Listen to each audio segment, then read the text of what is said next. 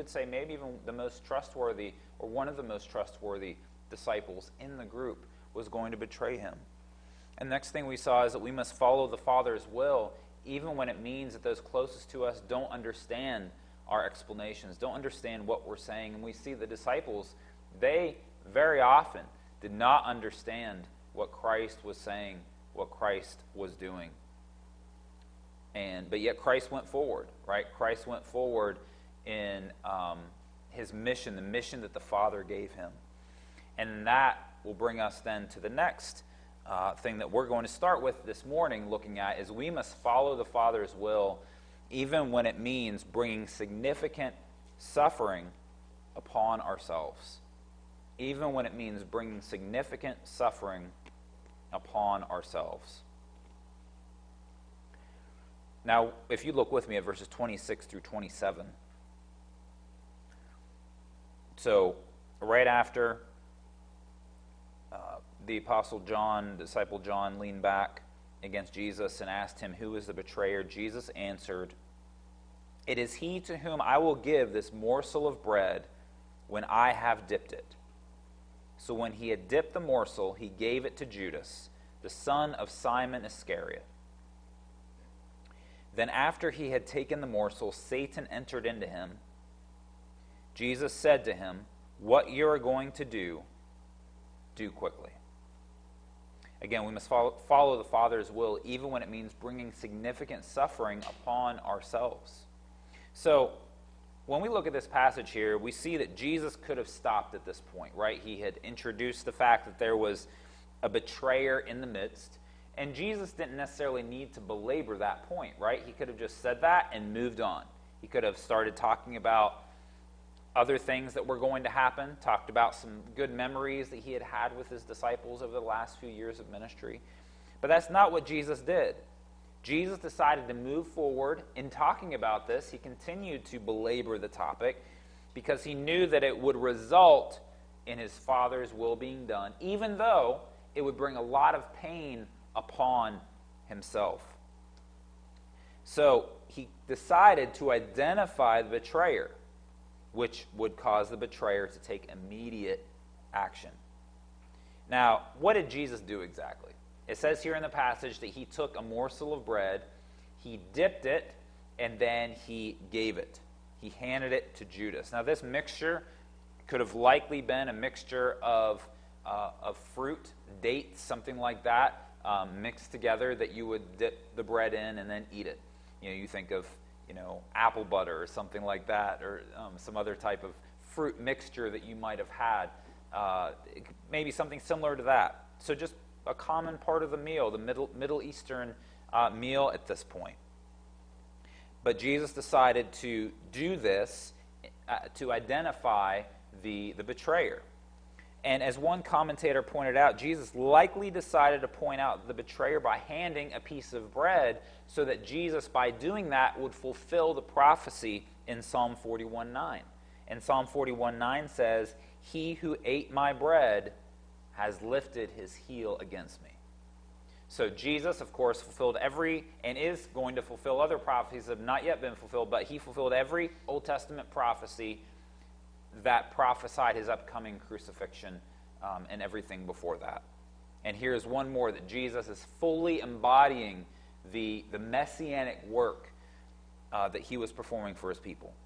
So by handing him the bread, he likely gave one more indication through this, that he was the Messiah that the Old Testament had prophesied. And this again is mentioned earlier in verse 18 of John chapter 13, where just earlier, the previous passage, he says, "I'm not speaking of all of you, I know whom I've chosen, but the scripture will be fulfilled. He who ate my bread has lifted his heel against me."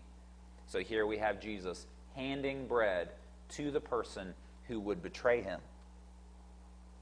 So we see here that Jesus dipped the bread and handed it to Judas. Now, John again mentions Judas's father, Simon. We see that here in verse 27. Verse 26. So when he had dipped the morsel, he gave it to Judas, the son of Simon Iscariot. Now, why again is this detail here?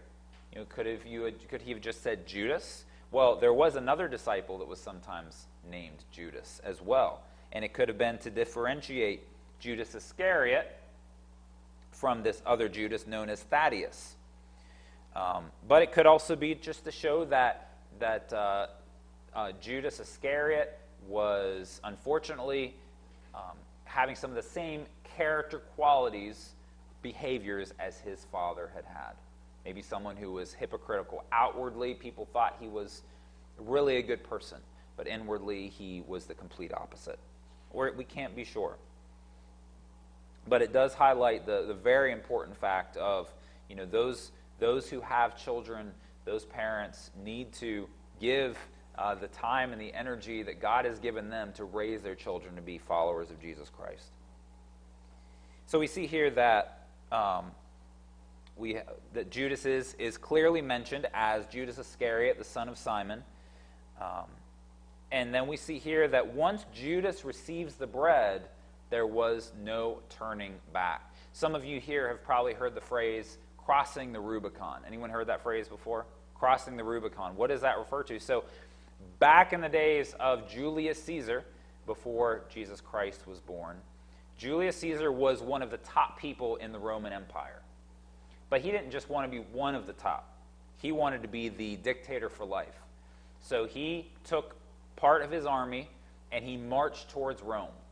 And once he got to the Rubicon River, he had arrived at the border, the official border of Italy, of Rome, where according to Roman law, if you brought your army and you rode at the head of your army into the Roman territory, then you were going to be killed. Capital punishment, because you were showing that you were going to take over the government. So here you have Julius Caesar. He comes to the Rubicon River, and according to tradition, he really stops there and he thinks, and then he says, the die is cast, and he crosses the river. Once he crosses that river, there is no turning back. He better go all the way through and take over the government, because if he doesn't, he's going to be executed. So here we have Judas, you could say, crossing the Rubicon, right? Jesus hands him the bread, and Judas takes the bread. Judas could have refused it and said, Master, I'm not the one of whom you speak. But that's not what happened. Judas took the bread, and we see here that instead of being indwelt just by any regular old demon or a legion of demons, Judas was indwelt by Satan himself. As it says here in verse 27, after he had taken the morsel, Satan entered into him. I had not really thought too much about that until just preaching this passage, but just the weight, the power of that event. Satan was close by. Satan was there. Satan was there in that room. And then once Judas had committed himself, he pounced. And here you have Jesus in the room, the God of the universe, and you have Satan in the same room. And now indwelling one of Jesus' disciples, one of the ones that Jesus had poured his life into the most, doing as complete a 180 as is possible. But yet Jesus allowed it to happen.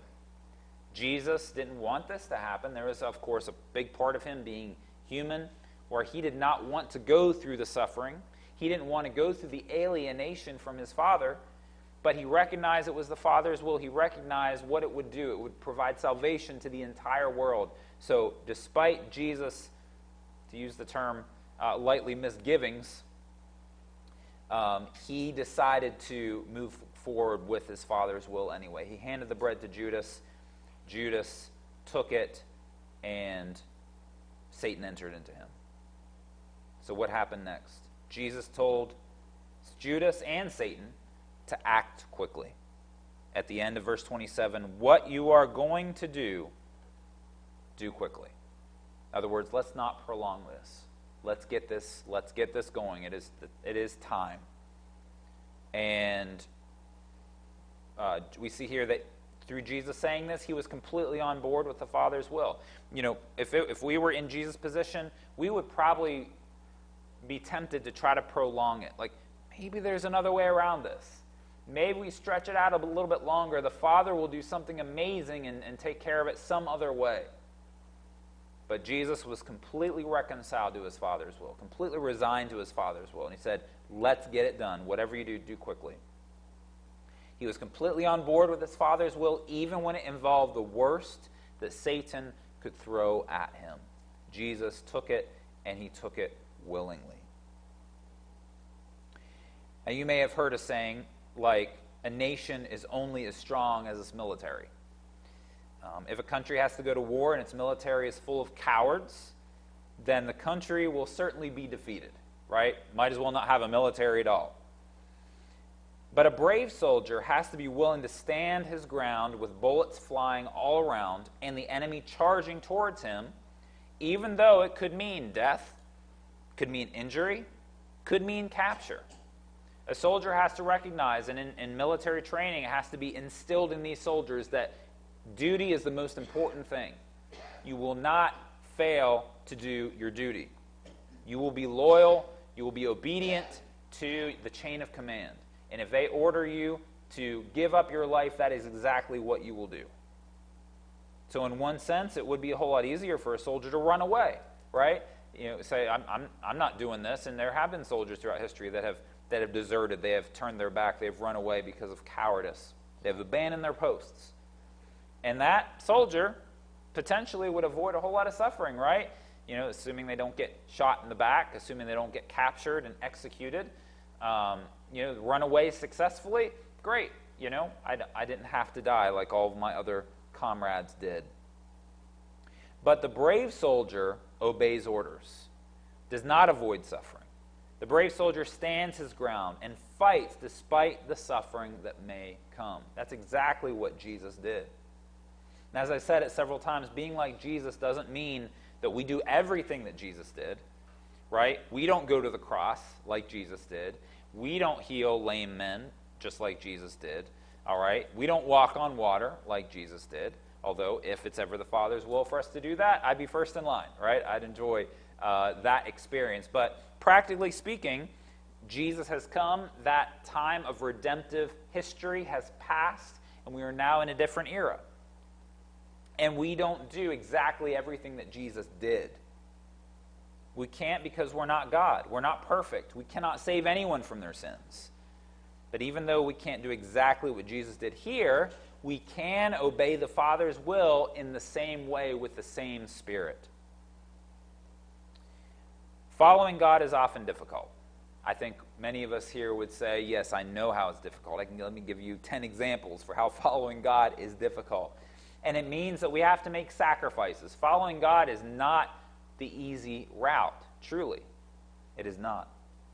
The culture that we live in is almost unwilling to make sacrifices for God, right? One of the easiest sacrifices to make in our culture, you could say, is tithing the income that God gives you. But that doesn't often happen in our culture because even that is too much sacrifice for people to make. But that is often the easiest sacrifice that people can make in our wealthy culture. And a big temptation we have in our culture as well is to work as much as possible. You think, well, no, don't people. Well, yeah, there are some lazy people out there, but a big part of our culture is work, make as much money as possible. And I completely understand the times that we live in. Understand that inflation has made things very difficult. People, many of you know, I'm in banking, and people are using their credit cards more than they have before. Balances are higher than they have been in a while, and people are dipping into their savings more than they have been. It's not a good mixture of events right now in our country, and I would say probably worldwide. There are issues like this as well. So understand that it's a difficult time. But in the midst of the difficulty, God calls us to balance our work with our home, to balance our walk with Him, with everything else that God has given us to do. If God has saved us from our sin, isn't He worth taking the risk of not being a workaholic so that we can prioritize our relationship with Him and do what He's called us to do? And that's a difficult decision to make for those who are struggling financially. But it's a decision that God calls us to. to make sure that we are stewarding the resources God has given us in that way. And that's just one example. All right, going around the world, sacrifice means, for a Christian, means that you, as our brother Emmanuel is very much aware, it means that you could be captured and held for ransom because you're a Christian who has connections to people who have more money. And there's a good chance that they will pay to release. You know, being a Christian in other places is being a Christian here is nothing compared to where it is in other places of the world. It's absolutely nothing, but yet we find our ways to struggle and to complain and to try to get out of suffering, get out of sacrifice for God. So following God can cause us to suffer in many other ways, but God is worth it because He's given us everything. God has given us everything. Isn't God worth it for us to say, I will follow Him into the valley of the shadow of death? I will follow Him wherever He leads. We must follow the Father's will, even when it means bringing significant suffering upon ourselves. Jesus, in proceeding with the identification of Judas as the betrayer, He went ahead and He brought it upon Himself. And while we shouldn't go out and just try to attract suffering just to show that we're spiritual, we should be very willing to follow the Father's will, even if it means doing this. So we see next here in this passage, verses 28 through 30, that we must follow the Father's will even when those closest to us don't understand what we're doing. We must follow the Father's will even when those closest to us do not understand what we're doing. Kind of see a progression in this passage here of lack of understanding versus suffering just happening in this passage. The disciples don't understand, yet Jesus moves forward. The disciples still don't understand, yet Jesus moves forward. If you look with me now at verses 28 through 30. Now no one at the table knew why he had said this to him, to Judas. Some thought that because Judas had the money bag, Jesus was telling him, buy what we need for the feast, or that he should give something to the poor. So after receiving the morsel of bread, he immediately went out, and it was night. We must follow the Father's will even when those closest to us do not understand what we're doing. So amazingly, no one else at this table, at this Passover feast table, understood what was going on. We see that very clearly here in verse 28. No one at the table knew why Jesus had said this. How could this be? How did John miss that Jesus had passed the bread to Judas? John, the beloved disciple. How did he miss that? And I'm trying to piece together how could the disciples have been so dull to catch on to this? And I have a theory. Theory is, among other things, that Jesus was not talking very loudly when he was talking to John. The other, and part of my theory too, is while John would have been on this side of Jesus, which would have been considered Jesus' left, Judas may have been the one who was the guest of honor, at the place of honor on Jesus' right, at Jesus' left hand. And if that is the way they were sitting, I feel like that might make good sense. This is how Jesus would have been talking to John while passing the bread to Judas. So if he was talking softly and John wasn't really watching what Jesus was doing as closely, maybe that's how the disconnect happened, of course, because of the way, how softly things were said at that moment, that none of the disciples knew. But then Jesus would have said more loudly, what you're going to do quickly. Then they all heard that, but they didn't know why he said that. So that's at least one way that might be helpful. It's helpful to me, might be helpful to you to understand why the disciples were not plugged in to what was going on. And it probably served God's purpose, right? Because if the disciples recognized that, what was going to happen, what do you think Peter would have done? Let's stop him, tackle him, get Judas. Let's not let this happen. Let's protect our master. So that's probably the reason why it all happened in a way that no one else completely understood, except for Judas. Judas completely understood what was going on at this time. So Judas, again, likely in the place of honor. And why would I say that? Well, because Judas was the one who had charge of the finances. You could say he might have been the most trustworthy of the disciples in their own thinking. And he was one who was willing to do it as well. And so maybe he, was in the place of honor there because of his role in the group. And the other disciples simply might have thought that Jesus had given Judas a special mission of righteousness there. In verse 29, some thought that because Judas had the money bag, Jesus was telling him, buy what you need for the feast or give something to the poor. So they thought, well, Judas has such an important mission that he needs to leave this feast early. That's great. Judas is such a great guy. I mean, it's great that he's willing to sacrifice. He's willing to leave early. Jesus puts so much trust in him, and that is really something. Thoughts like that might have gone through the other disciples' heads. But as we know, Judas, now possessed and controlled by Satan himself, immediately leaves the room, and he enters the darkness of night to betray Jesus.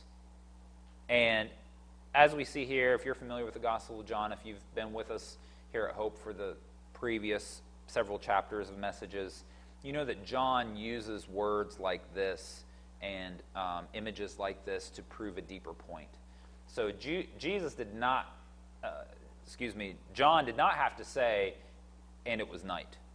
All right? But that gives you the emotional feel of the moment. All right, what it basically says is that it showed that the hour of spiritual darkness had come. All right, darkness was now going to do a horrible work at this point. Satan was at work, and so that gives you such kind of the mood of the moment there. We know that, not quite the same, but we know that Nicodemus came to Jesus at night. All right, and what does that tell us? That tells us that he didn't want other people to know that he was talking to Jesus. So John will throw in these different details here for effect. As we look at these verses again, we see that we must follow the Father's will even when those closest to us don't understand what we are doing. For those of you that are familiar with Greenville, and specifically this area of Greenville, there is a left turn lane on Pleasantburg Drive, not far from here, with a turn signal that sometimes does not work. Now, if you're sitting there in the left-hand lane, you need to make a left, and there's a turn signal right in front of you. You should think, right, as soon as that, the traffic cycles through the other part of the light, then I will get my turn, and I will be able to make a left turn into this parking lot to this place where I'm planning to go. Now, after being frustrated that I had waited there before everyone else had been there on time, it was my turn to go, I did not get the green arrow, and this was actually years ago. Thinking, why didn't I get the arrow? Well, making that turn subsequent times, I realized that the sensor in the road was set back too far. So if you pull all the way up to the intersection, you've already gone past that sensor. And that is how you miss the light. And so ever since then, if I want that arrow, I will drive into that turn lane and I will stop like halfway in that turn lane. And people were probably looking at me like, what is this? I mean, is this guy drunk? Did he pass out?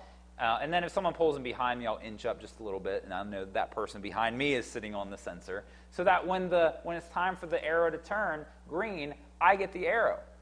And so every time I sit there, I know I probably look ridiculous, and I feel a little bit self-aware. People probably looking at me. But whenever that light turns green and I get the arrow, then I hope everyone else who's wondering what I'm doing will see, oh, that's why he was sitting there. So he could get the arrow and then make his turn to get to where he wanted to be. So that small amount of embarrassment quickly goes away when everything works out in the end, even though at first people did not understand what I was doing. Now, there are times when God has made it clear that he wants us to make a certain sacrifice to serve him in a certain way. But people do not understand why we've decided to do that. There can be times, again, when God has made such things very clear. And we must follow God's will even though people don't understand. I remember hearing a long time ago about someone who would ask his dad advice on different things in life, like how do I fix the car, or how do I open a bank account, things like that, basic worldly wisdom that everyone and anyone should know whether they're a believer or not. But this person went on to say that if he needed advice for something of a spiritual nature, he would not ask his dad, because his dad was not saved. And even though his dad was a very smart person, his dad, by worldly standards, was a very wise person, he could not give spirit-filled advice because he was not filled with the Spirit of God. And as we seek wisdom from others, we should make it a point to seek wisdom from those who are saved, those who are not just saved, but mature in their walk with God. We know in Scripture that to be a leader in the church, one of the things we find is that person must not be a novice, must not be a new believer. All right, because people need to learn what it's like to be a Christian. Often we hear stories of people, they turn from darkness to light, they follow Jesus, and they feel wonderful. They feel this amazing feeling of liberation. But then as life goes on, that feeling kind of dwindles. And it really shouldn't be like that, right? We should always feel just overjoyed. But what often happens is the challenges of life then start to clash with our decision to follow Jesus, and we struggle. Life is painful many times. We don't have that same level of joy and enthusiasm that we might have had at the beginning of our salvation. But yet, it is someone who has lived life, who has recognized the suffering and is still following Christ. Might not have that level of enthusiasm that you might have, but that's someone there who recognizes what it is like to live for Christ and can give you that godly wisdom. So if you believe that God is leading you to do something and a lot of people don't understand your reasons, make it a point to seek the counsel of those who are not only walking with God, but who are mature in their faith and in their wisdom. These people are biblical means of grace, and they are a gift of God. And while there can be times when many people don't understand your thinking, if everyone, including godly counselors, don't understand it, you might want to consider whether what you think God is calling you to do is actually God's will for you. Because if you keep pushing back, what that can mean is the very simple issue of pride. Spiritual pride, even. Spiritual pride is a very real temptation and sin. I know I have had spiritual pride. I'm sure you have as well. And we must be honest with ourselves as well as others when we consider our motives for doing something for God, entering into an area that will involve suffering, hardship, challenges, especially. Now, I want to flip to the other side. If God lays a mission on your heart, though, and there are some people who are having trouble with it, having a hard time with it, don't let that stop you if you see how God is leading you to do this. And I would say if you have other godly people who see that as well, who are encouraging you and saying, you know what, I understand why people are not on board with this, but I see how you could be used greatly of God in doing this. And I also want to add, there can be times when we think a certain sacrifice or action is God's will, but it actually isn't. And God uses the wisdom of those around us to point us to passages or principles in God's Word that show that we may have deceived ourselves. I know what it's like to get really enthusiastic about something, but then it not work out.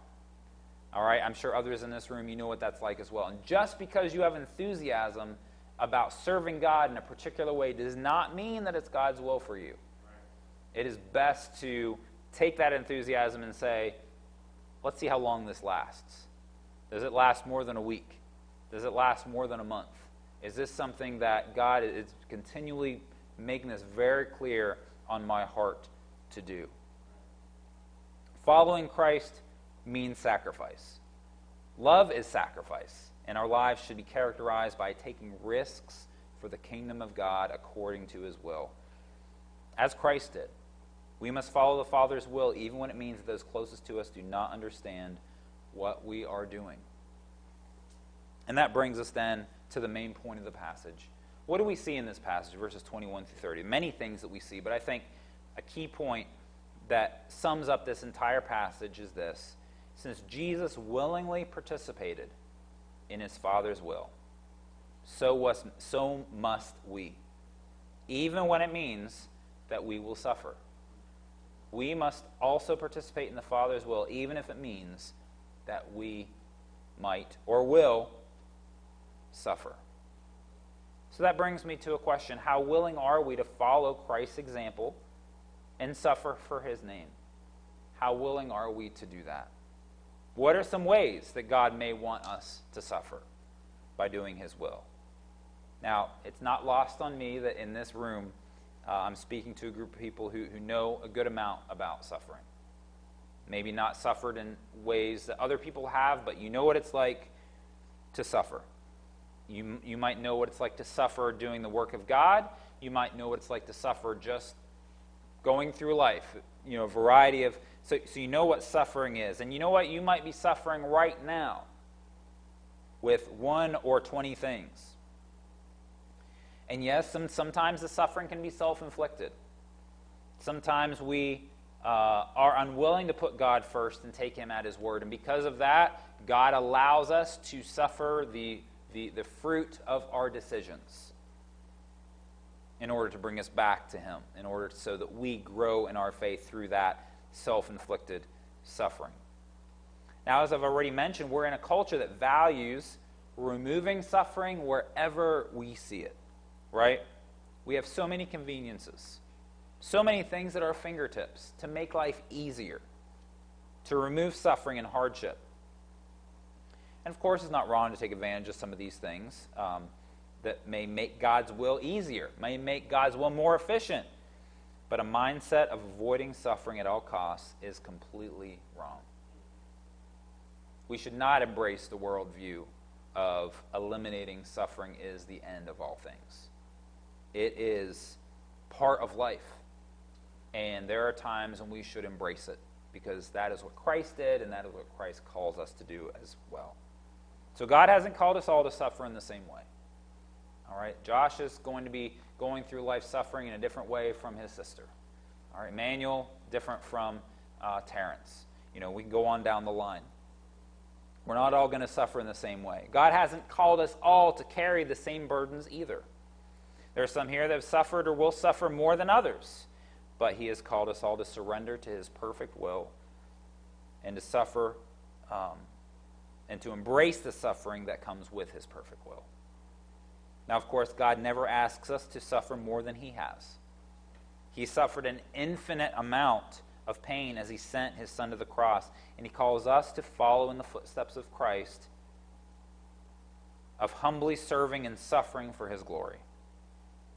So how might God be calling you to suffer for him? How might God be calling you to take risks for his name at this time? Suffering is never fun. Suffering for God is one of the most blessed ways to live, though. It forms us more into the image of Christ, and it draws us closer to him. Since Jesus willingly participated in his Father's will, so must we, even when it means that we will suffer.